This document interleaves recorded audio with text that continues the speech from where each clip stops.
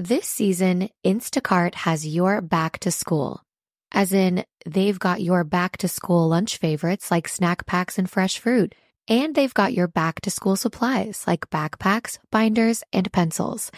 And they've got your back when your kid casually tells you they have a huge school project due tomorrow. Let's face it, we were all that kid. So first, call your parents to say I'm sorry, and then download the Instacart app to get delivery in as fast as 30 minutes all school year long. Get a $0 delivery fee with your first 3 orders while supplies last. Minimum $10 an order. Additional terms apply. We acknowledge the traditional owners of country throughout Australia and recognise their continuing connection to land, waters and culture. We pay our respects to their elders past, present and emerging. Welcome to This Song Is Yours, a music podcast where we chat to a new guest each week, talk about their life and creative endeavours, and talk to them about some of the music they love. Our show works by chatting to our guests about music, their songwriting techniques, and occasionally getting them to make you a playlist of the songs they love. Welcome to episode 164. I'm your host, Simon Fink. Our guest today is Bakers Eddy. The New Zealand rockers, who now call Melbourne home, recently released their debut record, entitled Love Boredom Bicycles. In today's episode, we're speaking with singer Ciarann about the change in the band's sound, working with Oscar from Holy Holy, and how they balance working and living together. Here we go. Our guest today is the frontman of one of the most exciting indie bands to come out of New Zealand in the last few years. Having released their incredible debut record, Love Boredom Bicycles, in March, they're now about to travel the country on a huge 25-date tour. Please welcome to This Song Is Yours, Ciarann Babbington from Bakers Eddy. Good morning. How are we? Good morning. I'm doing very well, thank you. It's a pleasure to be here doing this with you. Thank you very much for joining us today. It's an exciting time for you guys at the moment. The debut record, Love Boredom Bicycles, is out now and has been out for about a month or so. Firstly, congratulations on the album. It's great. Yeah, thank you very much. It's like such a relief to finally have this thing out. We've been sat on it for the better half of like a year and a half. We recorded it such a long time ago as well. So it's just a relief to be able to come out of, the last 2 years with an album, It makes the last 2 years seem somewhat worth it, if you know what I mean. 100%. What's the, as I mentioned, it has been out for a few weeks now, for about a month. What has the reaction been like so far? As far as I can tell, the reaction's been really positive. I think everyone really likes the songs. I think it's something a little bit different to what we have done in the past as well. So I think we're getting a lot of, people saying that it's a good change in direction for us. I know that we feel like this album sounds more like, I think, us than any of the stuff that we've recorded in the past. Like, it just sounds like, the music that we were listening to at the time. So yeah, we're really proud of it. Excuse me. And yeah, I think the reception's been very good. That's awesome to hear. I know, I think please correct me if I'm wrong, the album started out as an EP, or it was going to be an EP, and then when COVID hit, you guys kind of went, well, we now have more time, let's kind of invest it in that. Do you think that was in referring to the change of sound, the change of direction, I guess, was that you guys looking at it being like, this is probably the perfect time to try and pull off something like that? Yeah, I mean, we've already recorded the EP. Like, the EP was already recorded, ready to go.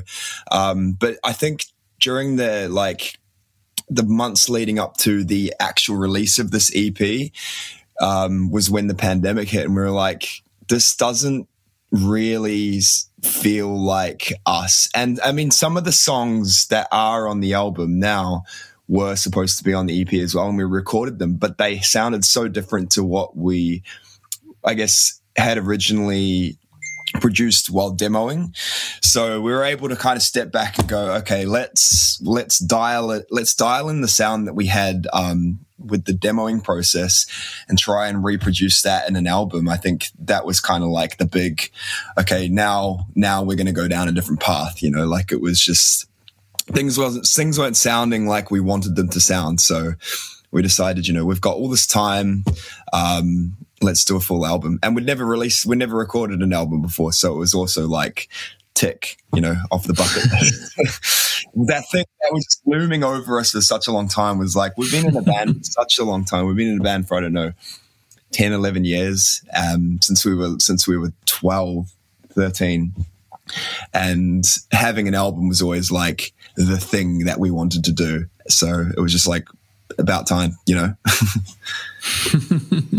I can understand that. No, that's with the album coming out, with doing something like that, was there any and I'm glad to hear that some songs kind of were able to be reworked or kind of rejigged, if you will, to fit the album. And this is the last I'll focus on it, but is it difficult to look at the work that you've done and kind of work out what now gets scrapped forever or kind of doesn't quite make the cut to be put on the album? Not really. We were pretty cutthroat, I think. we knew like from the songs that we had recorded for the EP, we knew the ones that we didn't want to re-record it and release. So we just picked the best ones that felt like they were going to be a good starting point for the writing process moving forward, and then got rid of the rest. You know, they're fine songs, but they weren't songs that I feel represented us at that point in time. So they were more kind of, they sounded more like the songs that we had recorded and released, you know, like 3-4 years ago. And 3-4 years is a long time, you know, that's a long time to be in a certain corner in terms of what we felt that we sounded like. Who knows? Like maybe there's some people out there that go, I can't tell the fucking difference. It definitely felt like we had moved on from that. So it was easy. It was an easy decision, I think. No, look, I think as you mentioned, in circumstances like that, kind of being tougher, more cutthroat, as you said, I think is probably a better choice. You're not kind of faffing around it. The record was recorded with the lovely Oscar Dawson from Holy Holy, who we've had on this show. What was the experience like with Oscar recording this? Because it's still not... Listening to your record and listening to the latest Holy Holy record, there are some elements that I might kind of pick up on, but very different records. So I'm curious, how that whole process went.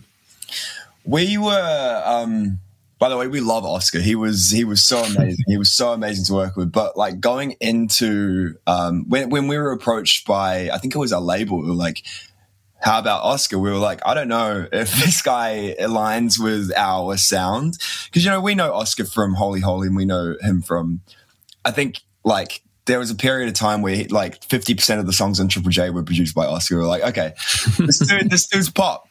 And that's fine because we love pop, but I don't know if it's going to translate so well. So what we ended up doing is we had a trial session with him. God, it sounds so official. We trialed Oscar. He came over to our house in, I think, the summer of 2019, maybe. Maybe it was the summer of 2020. I can't remember exactly, but he came over to do a Christmas song with us. So we did this song called Very Merry Christmas. He recorded it in our lounge room, and it clicked like straight away. It was like, this dude gets what we want. And kind of he's willing to stay very true to the demos that we had recorded.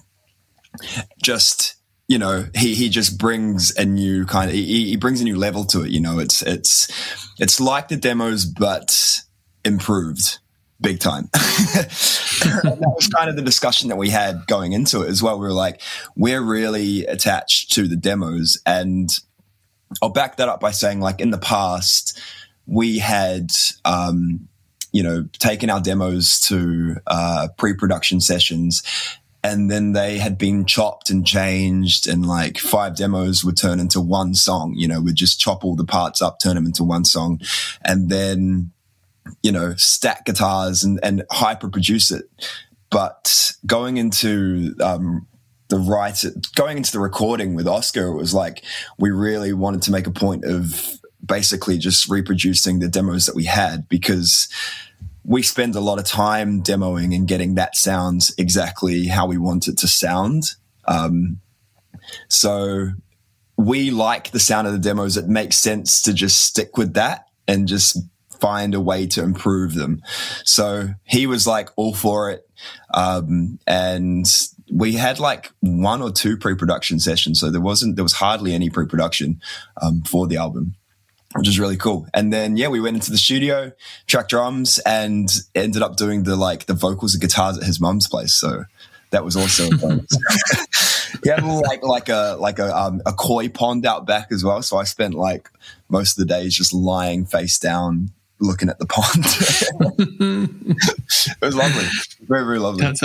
That's actually awesome. I can't think of like a better way to kind of like record music, or at least sometimes hanging out in the studio when other bits and pieces are being done.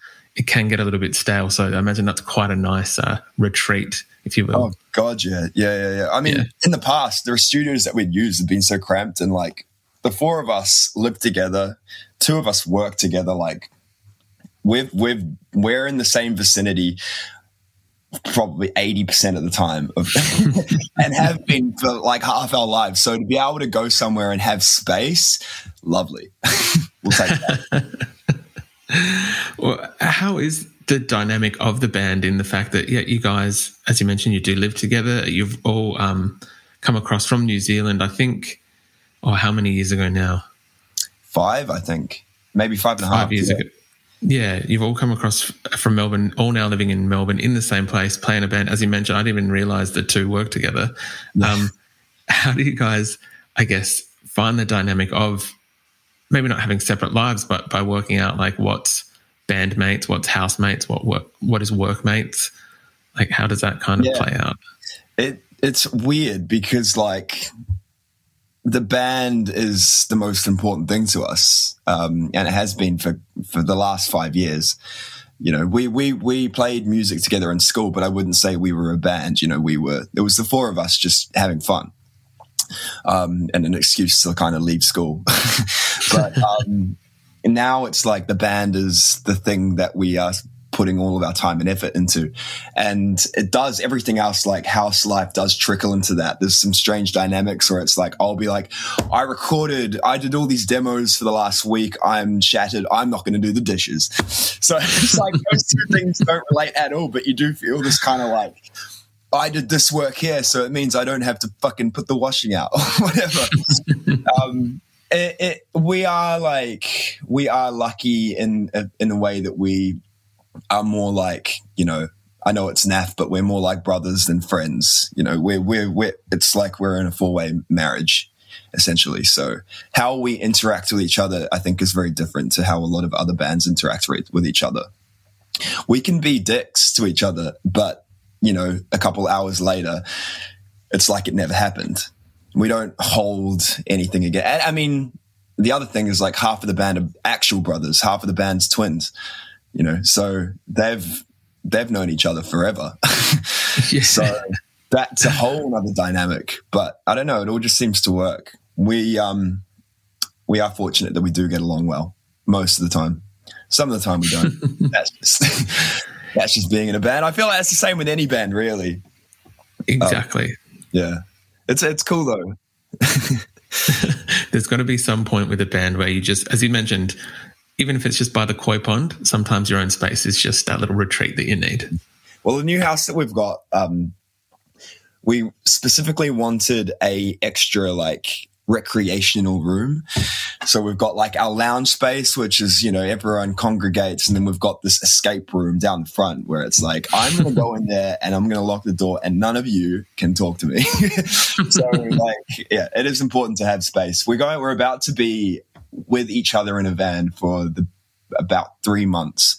And that starts in like a week. So we've been trained well to work with each other in small spaces. So it shouldn't be too bad, but it's like Oh God. 2 years of being in the same house, now we've got to be in the same van. So I don't know. It'll be interesting. I was going to touch on this. You guys are about to head out on quite an extensive tour. I think it does go for quite a while.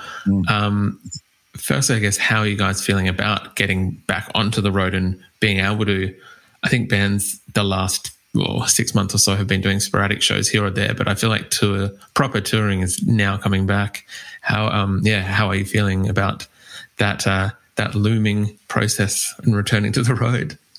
All sorts, to be honest. We're like very, very excited, but then Alex brought up the fact, he was like, yesterday we worked out that for the next 6 weeks, we have a minimum of 3 shows per weekend. So I think a maximum of six shows straight in a row. And then every other weekend, it's like 3 or 4 shows. So it's like, once he said that, I was like, oh my God, this is crazy. We've never done anything like this before. And at the start of the year, we made a point to tell our new booking agent, because we just re-signed with another booking agency. We were like, just book us for every day of the year if you can. Like we will play every day. And in hindsight, I don't know if that was such a smart move.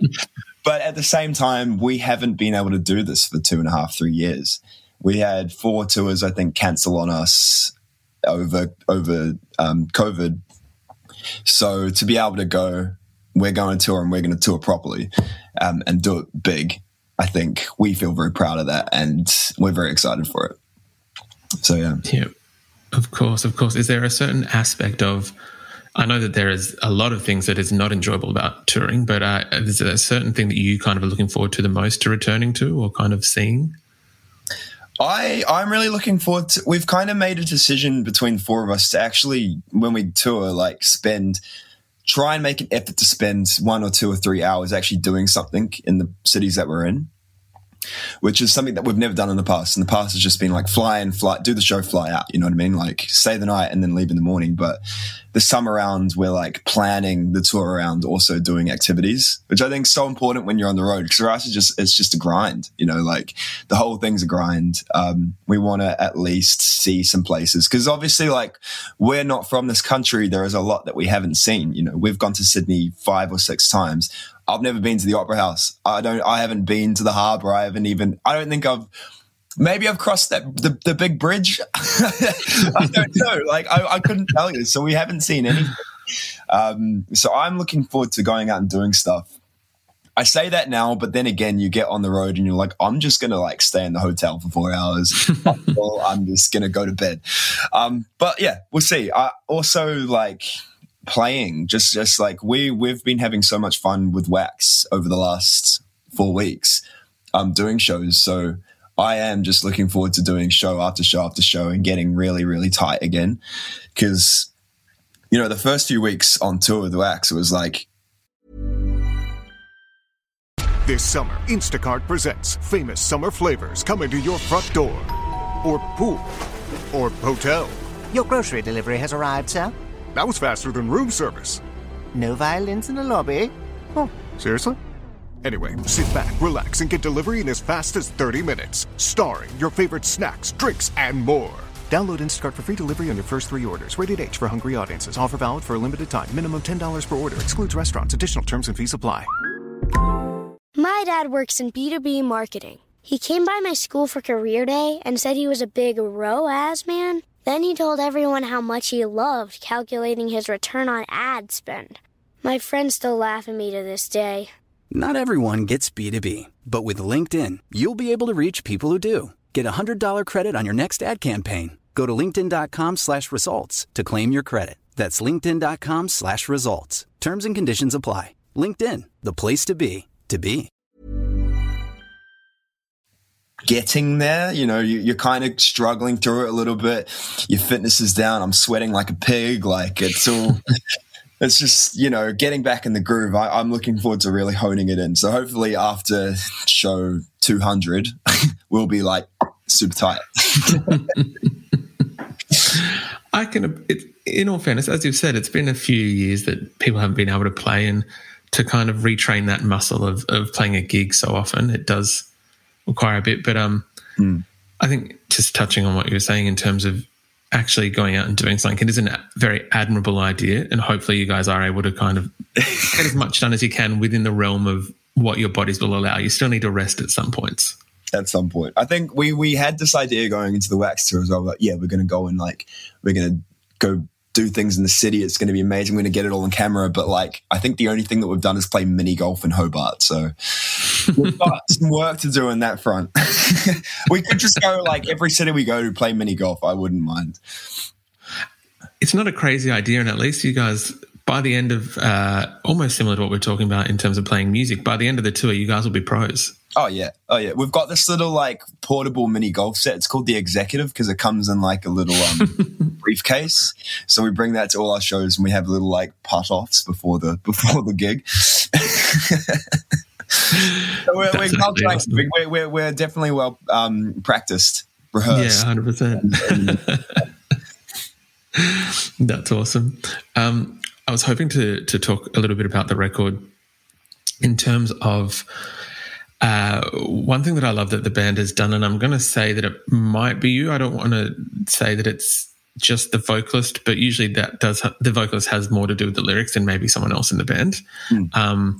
In that there's I love when bands have the juxtaposition of like upbeat, happy music, and sometimes you don't really realize that the song content behind it might be a little bit more serious or might not be kind of matching the same audio that's kind of playing. I think I love that. Yeah, exactly.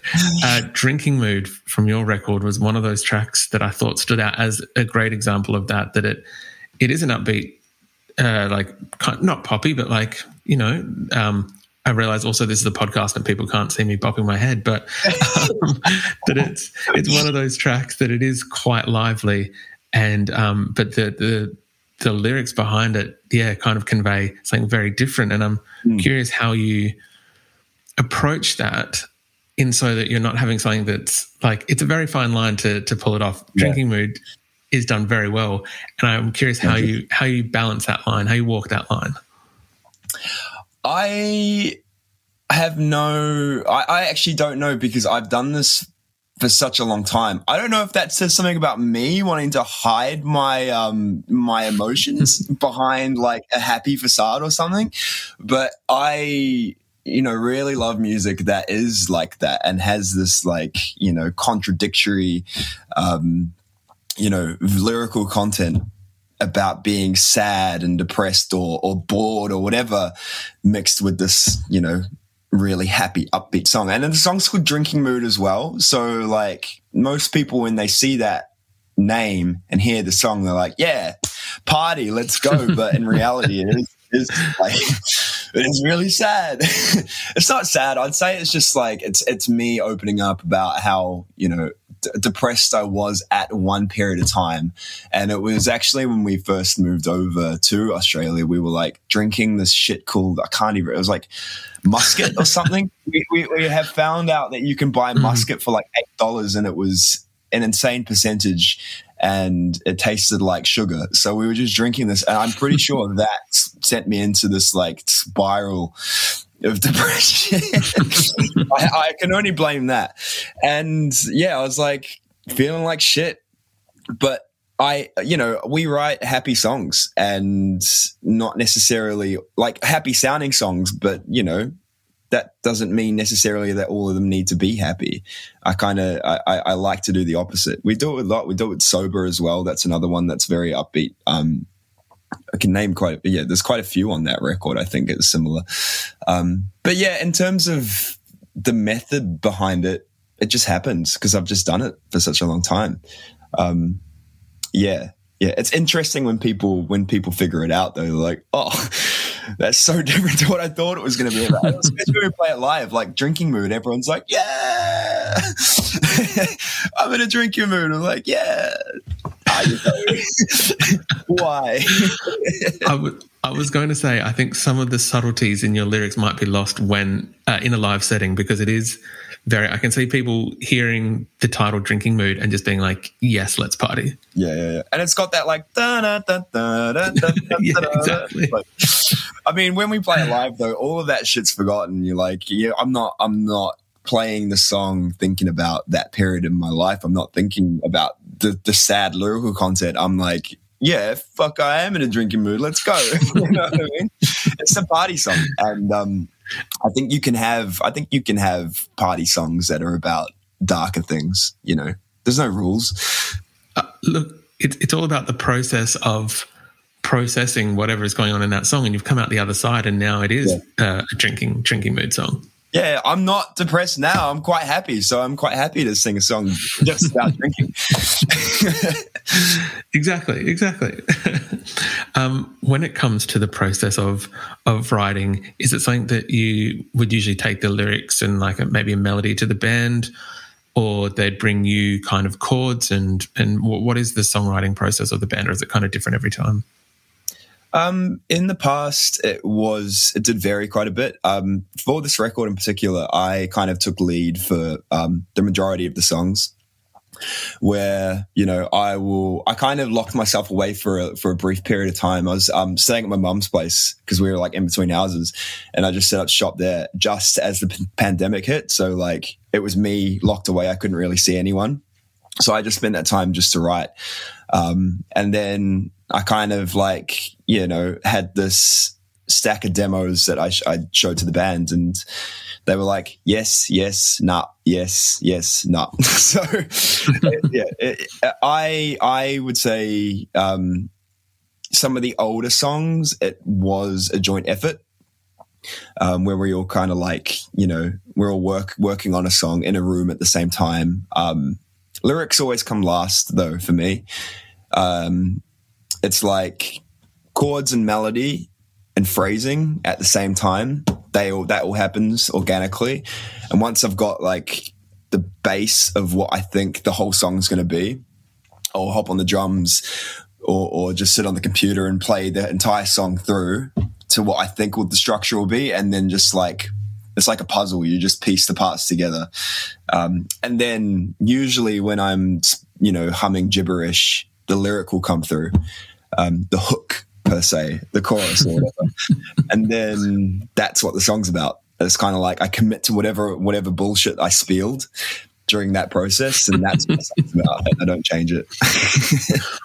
We have been talking to certain artists about this recently, though. Sometimes that gut instinct, for lack of a better term, is what kind of works. It's what you'll try and redo it 3 or 4 or 5 different times, and it never is as good as the original kind of whatever it may be that is spilled out.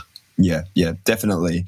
And I mean, certain chords and certain melodies always, to me at least, kind of tend to lean towards a certain topic or a certain, you know, certain lyrical content. So it just kind of happens organically. I know that sounds really lame, but it kind of does, you know. It just, and there's not much thought behind it, really. It's just whatever that line is, we'll go with that. And it could be a metaphor or whatever. So then you get to work out what the metaphor is. With metaphors, I put a lot of metaphors in, but I usually have the metaphor before I know what it's actually a metaphor for. Does that make sense? I don't know why. It's just a weird thing. I think that it makes it a bit more of almost like a puzzle for you to solve as well. It means that there's a bit more, not that it wasn't thought going in before, but I feel like it almost kind of makes the process a little bit more interesting for yourself. Yeah. And I like the idea of songs being like a puzzle. Like, it's not necessarily always linear. It's something that you can break apart during the process and put pieces in different places. And it's almost like, I find songwriting almost like strategy. It was like a strategy game. Like what feels like it should be there, and like you start with the pre-chorus and you know that it sounds like a pre-chorus and you don't have anything else, and it's just like, you know, how am I going to get to this point when I start? I'm pointing again, podcast, no one can see what the hell I'm doing. I'm putting my hand up high to represent this point. And then you just got to figure out how to get there, you know what I mean? So I do like that kind of strategy aspect of songwriting, I guess. It's a weird way to put it. I don't think I've ever put it like that before, but it kind of feels like that. No, I can appreciate that. I think it's kind of cool. I can appreciate that. Ciarann, we would usually ask our guests what they're currently listening to if there's an album, song, EP, whatever it may be at the moment that's kind of taking your fancy.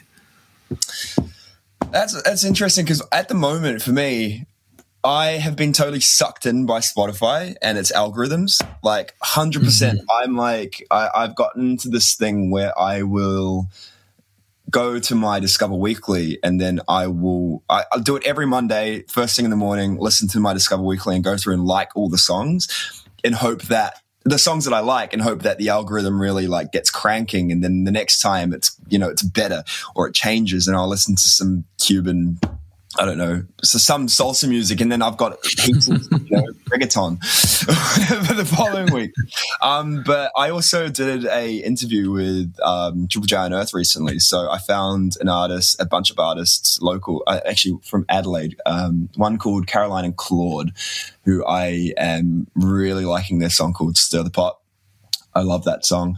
I'm also listening to a lot of The Garden at the moment, and I have been for a wee bit, but I just can't stop listening. It's like The Garden's one of those bands where every single time you listen to it, the album sounds a little bit different, and it's just a little bit freaky. So they're a weird band. They're a weird band, but yeah, I'm liking The Garden quite a lot. That's awesome. Very good. Lots of music, I just can't think of it. I could go through my Spotify and we'd be here for like half an hour or something. I think that there's some good picks. We're based in Adelaide ourselves, so I like that there was an Adelaide band represented in your choices as well. Yeah. Really fucking cool song. Like the production on that song's amazing too. So yeah, definitely worth a little gaze. 100%. We'll put in our show notes for the episode, we will put the links to your picks, but we'll also be putting the links to your record, the Love Boredom Bicycles record, and to the tour for Bakers Eddy. Ciarann, thank you very much for your time today. I do appreciate it, and congrats again on the album. Yeah, thank you very much. It was an absolute pleasure.